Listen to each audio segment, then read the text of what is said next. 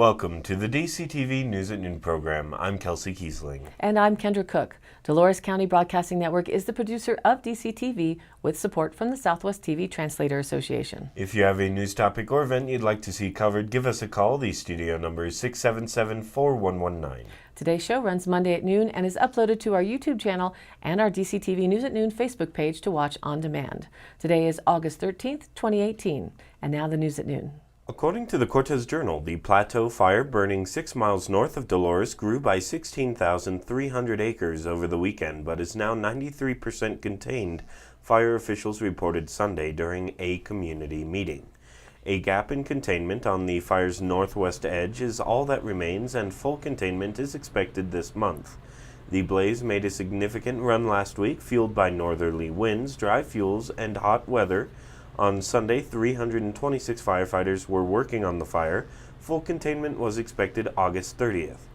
A larger Type 2 firefighting crew arrived Thursday and continued previous efforts to establish containment lines at Forest Road 529 on the south, the Dolores-Norwood Road on the east, and Forest Road 514 on the north. McPhee Reservoir is also one of the containment lines. Firefighter numbers will be significantly reduced this week as they are assigned to other wildfires in the west. Containment does not mean the fire is out, Daniels said, and about 1,500 acres of the unburned forest within the fire's containment perimeter will continue to burn. Montezuma County Sheriff Steve Nowlin reported that the pre-evacuation notice has been lifted for the Granite Mesa area north of Dolores. Also, the forest announced that the Dolores-Norwood Road and House Creek Road and campground will reopen at 7 a.m. Monday. Reported in the Journal, Credit Mesa Verde Photo, Abington Outdoors. 8 firefighters worked Sunday to contain a small fire in Mesa Verde National Park. That according to the Durango Interagency Dispatch Center. Dubbed the Mancos Canyon Fire, the fire was burning on less than an acre mid-slope on the east rim of Mancos Canyon west of County Road 38, said Mike Llewellyn. A helicopter made water drops on the fire and 8 firefighters continued to battle the fire on the ground, Llewellyn said. 4 firefighters were from the Broadmoor Fire Department in Colorado Springs, who had been involved in fighting the Moccasin Mesa fire last week, and 4 were from the park. All hiked to the fire from County Road 38, he said. The fire, attributed to a lightning strike, was 80% contained by Sunday afternoon. Flames were first reported by nearby residents on Sunday morning and confirmed by helicopter after a second flyover. Several lightning strikes were reported in the East Rim area in the past 48 hours, according to the National Interagency Fire Center. The East Rim is on the eastern side of Mesa Verde National Park. It is less than 4 miles northeast of the Moccasin Mesa fire site. The Moccasin Mesa fire, attributed to a lightning strike on August 4th, was fully contained on August 9th. It scorched 185 acres in steep terrain and on the mesa's top at the park's southeast border. According to the Durango Herald, jury selection is underway in 2 murder trials set to begin Monday in 6th Judicial District Court in La Plata County. The murder trials are unrelated, but both occurred last year in the Lightner Creek Mobile Home Park just west of Durango city limits. Residents showed up Monday morning for jury duty at the La Plata County Courthouse, 1060 East 2nd Avenue. A line wrapped around the corner of the building as potential jurors filed through security. The trials are for Michael Jones and Silvino Martinez Perez. Jones of Texas is suspected of shooting David Gayton, age 34, once in the chest during a marijuana robbery gone bad. The shooting occurred May 13th at Unit Number 36 in the Mobile Home Park, 907 Lightner Creek Road, County Road 207. Martinez Perez of Durango is suspected of strangling his wife, Crystal Martinez Perez, age 33, on April 16th in Unit Number 7 of the Mobile Home Park. Martinez Perez called 911 to report he killed his wife. He is scheduled for a 5 to 7 day trial. Reported in the Journal, File Photo, despite a modest amount of rainfall in southwest Colorado over the past few weeks, weather observers say there has been no sign of a typical monsoon pattern settling into the region. We've seen monsoon-like behavior, said Brian Moyer, meteorologist for the National Weather Service in Grand Junction, but we haven't had that direct tap into subtropical storm systems that produce a lot of rain over our area. A devastatingly low snowpack last winter in the San Juan Mountains and non-existent spring rains set the stage for one of the driest and hottest years in record history severity for southwest Colorado. As a result, since the spring, southwest Colorado has been listed in an exceptional drought, the highest and most intense category of drought according to the U.S. Drought Monitor. These dry conditions led to a shorter ski season, reservoirs running low on storage, rivers drying up too soon, and perhaps the most visible impact, fire danger. So it was with some relief in May that the Weather Service's Climate Prediction Center forecast a higher probability of above average rainfall over the summer months into September. But that prediction, for southwest Colorado at least, has not panned out. Since June 1st, a weather station at Durango-La Plata County Airport has recorded just 1.72 inches of rainfall, down nearly half of the average rainfall of 3.09 inches. The drought has taken a massive toll on the region's reservoirs. Lemon Reservoir, along with Florida River, which has the capacity for 40,000 acre-feet, was 16% full as of Friday. Vallecito Reservoir on the Pine River was a capacity for 125,400 acre-feet, was just 20% full. Fire danger, too, is still a very real risk, said Richard Bustamante, San Juan National Forest Fire Management Officer. The rain we have received gave us some relief, but now we're starting to have a second fire season, and we're staying pretty active, he said. Within the past 2 weeks, local firefighting agencies have responded to nearly 60 reports of fire starts, Bustamante said. One fire, the Plateau Fire near Dolores that Kelsey reported on, has grown to over 10,000 acres. I think it's up to 13. Obviously this year we're still recovering from a long-term drought, Bustamante said, but there is an end in sight. It's just a slow transition. Matthew Rosencrans, a meteorologist for the Climate Prediction Center, said that in May, weather models forecast an early arrival of the monsoon pattern, which brings an uptick in moisture to the southwest. And it has, just not for southwest Colorado. Arizona and New Mexico have actually recorded above average rainfall, Rosencrantz said, especially in areas around the Santa Fe National Forest in New Mexico and Flagstaff, Arizona. But as you've noticed, it's not really working out for southwest Colorado, he said. Over the past few months, a high-pressure system, which is inhibiting the formation of rainstorms, has been sitting over the northwestern United States, extending through the Great Basin in Nevada to southwest Colorado. During the summer, this high-pressure system usually recedes back into the northwest, clearing the way for storms to move across southwest Colorado. That hasn't happened this year. Quote, you guys are trapped right in the middle between those two primary areas of activity, with dry weather to the north-northwest and wet weather to the south-southwest, he said. The Climate Prediction Center still holds a rosy view for southwest Colorado over the next several months. It's expected the El Nino weather pattern and the moisture associated with it will kick in during that time.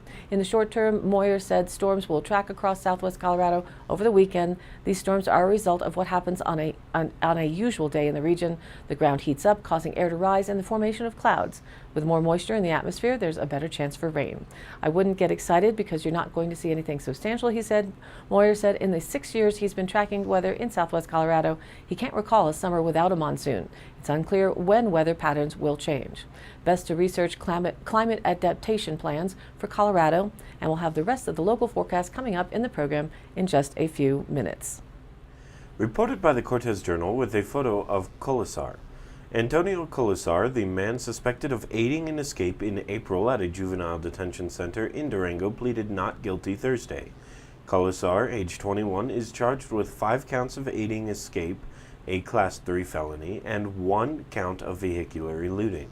If convicted, he faces 4 to 12 years in prison and a fine of up to $750,000, followed by a mandatory parole period of 5 years.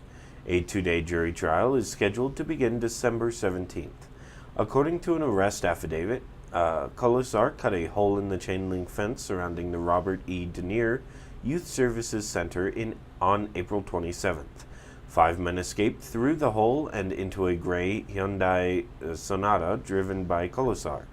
The vehicle was spotted in Pagosa Springs later that day. After a brief police chase, the group was arrested outside of South Fork, 44 miles east of Pagosa Springs.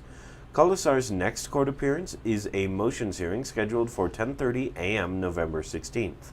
And now let's take a look at the weather. Looking at the national weather map, heavy rain is possible over parts of the northern central Appalachians, with mild chances for flooding over eastern Pennsylvania from the mid-Atlantic to the lower New England area. And that low pressure dip is providing chances for more rains across the south and southeast, while a heavy flooding potential sits over eastern Texas and up across Oklahoma and Kansas. Mostly hot and dry in the Midwest and back across the western U.S., while the Southwest shows potential for scattered rains and thunderstorms. And closer to home, regionally, showers and thunderstorms are possible this afternoon and evening, when they will bring a chance for windy gusts up to 40 miles an hour, mainly south of I-70, along with small hail and brief heavy rainfall. Storms will develop over the higher terrain and produce winds which may reach nearby valleys. There's a chance of afternoon and evening showers and thunderstorms each day this week. Lightning, gusty winds, and small hail will be the main threat with these storms. The local DCTV 5-day outlook: today, isolated showers and thunderstorms after 3 p.m. Areas of smoke before noon. Sunny with a high near 89 degrees. South-southwest winds 5 to 10, becoming north-northwest in the afternoon. Chance of precipitation is pretty low at just 10%. Tonight, isolated showers and thunderstorms before 11 p.m. Areas of smoke after 11 p.m. Partly cloudy with a low around 58. North winds 5 to 10 miles an hour, becoming east-northeast after midnight. Chance of precipitation goes to 20%. Then Tuesday, isolated showers and thunderstorms afternoon. Areas of smoke before noon. Mostly sunny with a high near 90. Northeast winds 5 to 10 miles an hour, becoming west-northwest in the morning. Chance of precipitation is 10%. Then Tuesday night, partly cloudy with a low around 60. Northwest winds 5 to 10, becoming east-southeast after midnight. Wednesday, again, a 10% chance of showers and thunderstorms occurs afternoon. Mostly sunny with a high near 88. East-southeast winds 5 to 10 miles an hour, becoming west-northwest in the afternoon. Wednesday night, a 20% chance of showers and thunderstorms before midnight. Mostly cloudy with a low around 60. And then Thursday, mostly sunny with a high near 88. Thursday night, a slight chance of showers and thunderstorms before midnight. Partly cloudy with a low around 59. And Friday, mostly sunny with a high near 88 for now. Friday night, again, a slight chance of showers and thunderstorms before midnight. Partly cloudy with a low around 59. Heading into the weekend, Saturday is sunny right now with a high near 87. Saturday night, mostly clear with a low around 58. And now back to the news. According to the Durango Herald, some patients in desperate need of a kidney transplant participated in a bold experiment where they received organs infected with hepatitis C. The gamble paid off. Their new organs are working fine thanks to medication that got rid of the virus, researchers reported Monday. It was a small study involving just 20 patients, but researchers say it suggests that organs currently going to waste just might help speed transplants for patients who wait years to get one. In the United States, almost 95,000 people are on the national kidney waiting list, but only 19,850 received a transplant in 2017, according to the United Network for Organ Sharing. That only covers about 20% of all cases. Hepatitis C is an infection that can quietly destroy someone's liver if untreated. Transplanting other organs from patients with the virus can infect the recipients. But with powerful new drugs now available that promise to cure them, Reese's team decided to test if it's safe to transplant infected kidneys to people who don't already have the virus, but who might not survive the wait for a healthy organ. 12 weeks of hepatitis treatment cleared the virus in all 20 patients tested so far. Compared to patients who received uninfected organs, their new kidneys work just as well, even a year after the procedure. Merck and Company helped fund the research and provided the pills in the study. Results were published in the journal Annals of Internal Medicine. Reported in the journal File a Photo. The San Juan National Forest plans to adjust grazing management for cattle ranchers in the Glade area north of Dolores for long-term range health. That, according to a recently released draft record of decision. In order to meet desired range conditions, forage stubble height guidelines will be implemented in riparian areas. Livestock rotation will be adjusted for some allotments. Pastures will get rested 1 out of 3 years. Permitted stocking levels will be lowered for 2 allotments and raised for 1, and more ponds will be constructed. Dolores District Ranger Derek Padilla explained that cattle numbers are generally remaining the same for the Glade. In the case of reduced permitted stocking levels for the 2 allotments, the operators have already been running the lower cattle numbers. They've known for years that running less helps to better sustain the range for the next year, he said. The plan includes flexibility to increase permitted stocking levels when the range is robust because of precipitation. A final environmental impact statement statement for the project analyzed 8 grazing allotments: the Mare, Brumley, Lone Mesa, Sagehand, Salter, Glade, Long Park, and Calf allotments. About 120,000 acres are considered suitable for grazing. 9 livestock operators may run 2,989 cattle in the area, but they don't always run their full allocation.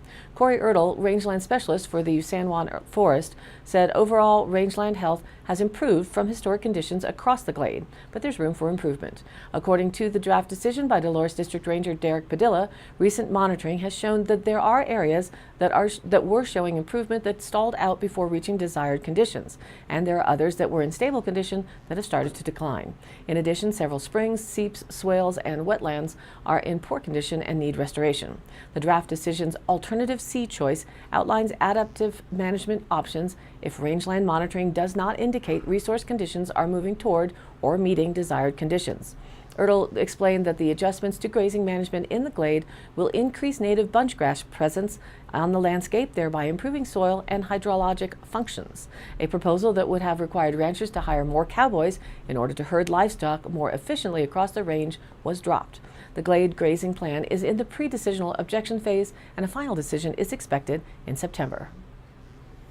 According to the Durango Herald, Fort Lewis College earned a grant to foster research in materials science and boost the number of Native Americans and minorities who study in the field.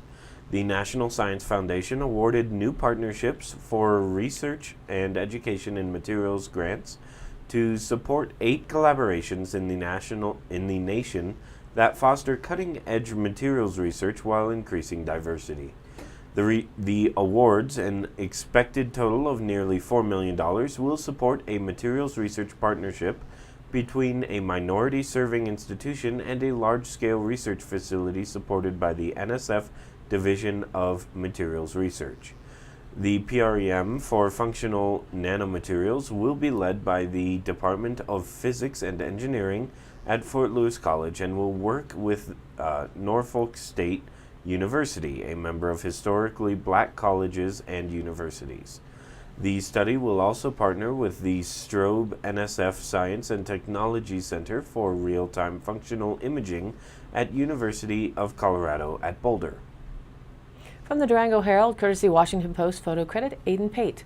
Lawmakers are poised to fully legalize hemp after a decades-long campaign, setting the stage for the resurgence of a once common crop that disappeared during the war on drugs. The legalization provision, championed by Senate Majority Leader Mitch McConnell, Republican of Kentucky, and included in the Senate's Farm Bill, would officially classify hemp as an agricultural commodity and remove it from the federal controlled substances list. Lawmakers are also expected to advance the measure when they meet next month to draft the final bicameral version of the legislation. Hemp landed on the list because it is, like marijuana, a form of the cannabis plant. But growers and farm state politicians argue the two have been unfairly lumped together, depriving farmers of what could one day become a major commodity crop again. In Kentucky, in particular, hemp has been touted as a panacea for cratering tobacco sales and falling crop prices. Growers there have pinned their hopes for future profits on it. But as legalization looks ever more inevitable, the question now is whether industrial hemp can deliver on decades of hype and promises. Advocates say the industry is poised for an explosion, particularly as new supply chains develop and researchers discover additional uses for cannabidiol oil, which can be derived from the hemp plant. There are also concerns, however, that the industry may grow too quickly, forcing the price of hemp down to unsustainable levels before there's adequate demand for it. There's no question that industrial hemp is economically viable, said Representative James Comer, Republican from Kentucky, an architect of the legalization plan. More and more farmers want to grow it. The saga of American hemp is essentially one of mistaken identity, farmers say. The tall, weedy plant is botanically the same species as marijuana, but it contains only trace amounts of the psychoactive compound THC that causes a high in smokers. Hemp has a wide range of other uses, however. George Washington and Thomas Jefferson both grew it, chiefly for use in cloth, ropes, sails, and nets.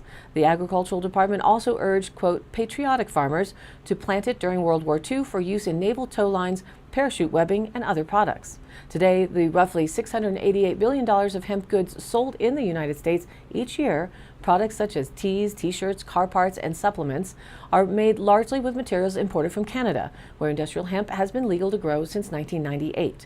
The current Senate legislation seeks to give U.S. farmers a piece of that market by removing hemp from the controlled substance list and reclassifying it as an agricultural commodity. Farmers will still have to meet certain requirements to purchase and grow hemp seeds. The ideal scenario is one in which farmers can grow this like any other crop, said Eric Stenstra, the president of the advocacy group Vote Hemp. Many lawmakers now understand, Stenstra added, that hemp has a long history in U.S. farming and that hemp and marijuana are effectively different plants. The 2014 Farm Bill opened the door for some growers to plant the crop as part of an experimental state-run pilot program. Under those pilots, farmers have already planted 25,000 acres of hemp in 19 states, from Kentucky to Oregon, including, of course, Colorado. But growers say a true commercial industry remains impossible as long as hemp is classified as a controlled substance. That's because farmers face stringent regulations when importing seeds, and many banks won't loan to farms or processing facilities that work with hemp. The lack of capital has slowed the development of the supply chain and markets that will ultimately make hemp a viable crop. Comer says legalization has broad bipartisan support in both chambers and has earned the vocal endorsement of both McConnell and Senate Minority Leader Charles Schumer, Democrat from New York. Even U.S. Attorney General Jeff Sessions, an outspoken opponent of marijuana, told McConnell he would not, quote, oppose legalization, the Associated Press reported. Many politicians, including McConnell, say they support hemp because farmers and farm groups have pushed for it. Farmers have clamored to grow it because of the potential to earn higher profits than they do on crops such as corn and soybeans, which are now plagued by low prices and trade disruption. Supply chains and markets for the crop don't readily exist in the United States yet, which could limit the amount of hemp that gets processed into actual products. And while farmers can earn large profits on hemp, Snell said that's largely at specialized operations growing hemp for cannabidiol oil, a process that's both expensive and labor intensive. Profits on hemp grown for seeds and fiber have been far lower, according to a 2017 report by Cornell University, ranging from $211 to $733 per acre, while hemp for CBD oil is selling at much higher prices per acre. Getting the crop legalized so the industry can grow could happen as early as September, when lawmakers will meet to advance the Farm Bill. And now for the Dolores County Sheriff's Roundup for the week of August 6th through the 12th. Officers investigated a complaint of a break-in in Cajon. An abandoned dog was reported on Road L. The owner later phoned the sheriff's office and explained that her landlord was caring for the dog while she was away. A fire was reported in a neighboring county. San Juan County was advised of the situation. Received a report of trespassing at a local residence in Rico. Case is under investigation. That concludes today's roundup. Stay tuned for continued updates. Today's High Canyon Country happenings. Thursday, August 16th at 6 p.m., the Dolores County School District, DAC Committee, and the school board members are hosting an ice cream social at the DCHS Commons. It's open to all members of the community. After the ice cream, you're welcome to the 7th Street Elementary Open House, as well as the DCMS Open House, that's middle school, high school, open house, where they will hold their annual parent-athlete meeting. The community welcomes the 3 new teachers to Dove Creek. And don't forget, this Friday, August 17th from 3 to 7 p.m. is the free Hometown Superheroes Roundup event at Weber Park in Dove Creek for Dolores County. There's a free barbecue, music, free kids games to celebrate the nonprofit services in our county that are truly everyday superheroes. Kids can enjoy the afternoon in the park while you can find out more about what our nonprofits are providing and offering as local services. And then at 8 p.m. August 17th, the same evening, head on over to the Dove Creek High School football field, where The Rock, reaching out to community and kids, is offering another free outdoor movie night starting at 8 p.m. Bring a chair or blanket. There's free popcorn and drinks. The family-friendly movie this week will be the new Peter Rabbit, starting at sundown around 8:30 p.m. The event is sponsored by the Community Voice and Rain for Rent. And all of these happenings are posted on our DCTV News at Noon Facebook page, along with the YouTube replays, weather, original stories, and local posts. To share your event or information, contact us by email. It's dcbnnews@gmail.com, or call us at the station. It's 970-677-4119. Thanks for tuning in. News at Noon airs at noon Monday through Thursday and then is available online on our YouTube channel and our DCTV News at Noon Facebook page on demand. Please be sure to like us there on Facebook and join in on the news in our area. And of course, please share it with a friend. For Kendra Cook with DCTV and the News at Noon program out of Dove Creek, USA, I'm Kelsey Kiesling. Thanks for watching.